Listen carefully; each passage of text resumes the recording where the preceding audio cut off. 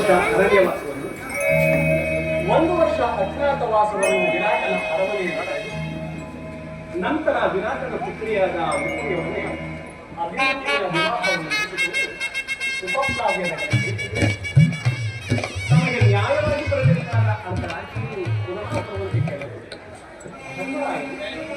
ತನ್ನ ಕುಲಪುರೋಹಿತರಾದ ಕುಂಗರನ್ನು ಸಂಧಿಗಾಗಿ ಆದರೆ ಆ ದುರ್ಯೋಧನನು ಸಂಧಿಗೆ ಸಮರ್ಥನಿಯಾಗುತ್ತದೆ. ಯುದ್ಧವೇನು ಅನಿವಾರ್ಯವಾಗಿ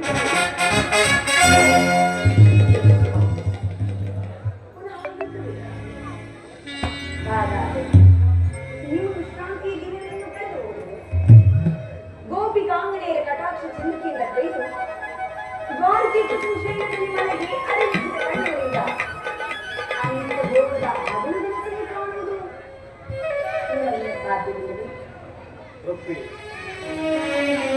ಲೋಕ ಸೇವೆಯ ಹರಕೆಯನ್ನು ಗೊತ್ತಾದರೆ ನನ್ನ ವಿಶ್ರಾಂತಿಯ ದಿನಗಳು ಕಳೆದುಕೊಂಡು ಅದಕ್ಕಾಗಿ ನಾನು ಚಿಂತಿಸುತ್ತಿಲ್ಲದೆ. ಹಾಗಾಗಿ ಪ್ರಶಾಂತವಾದ ಮುಖಮುಡಿಯಾಗಬೇಕು. ಯುದ್ಧದ ಸಮಾಚಾರವನ್ನು ಕೇಳಿ ವೀರ ಹೃದಯ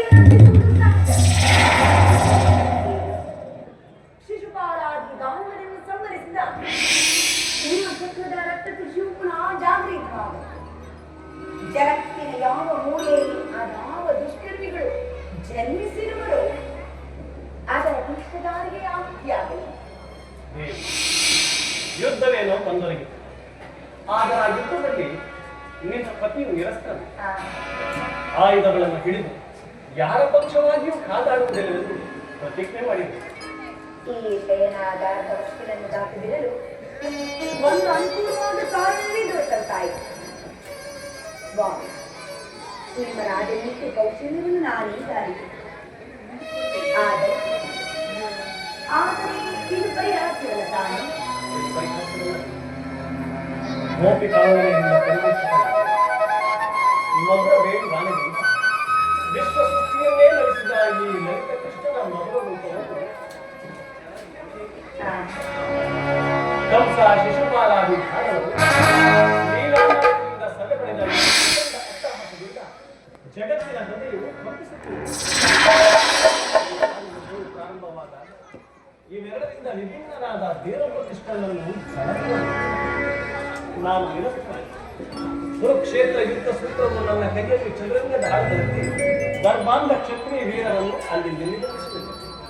ಶಸ್ತ್ರಾಸ್ತ್ರಗಳ ಸಂಗ್ರಹವೇ ಪೌರುಷದ ಪರಮಾವಧಿ ಎಂದು ಜನರಿಗೆ ನಾನು ಅಜ್ಞಾನವನ್ನು ಹರಿಸಿದೆ.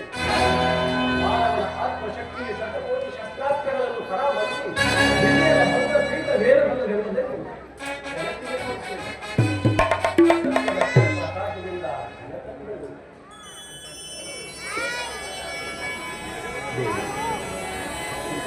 ನನ್ನ ಕುರುಕ್ಷೇತ್ರದಲ್ಲಿ ನನ್ನ ಕೈಗಳು ಸತ್ಯ ಹಿಮದಂತೆ ನಿರ್ಮಿತವಾಗಿ ಬೆಳೆದುವುದನ್ನು ಇದೇ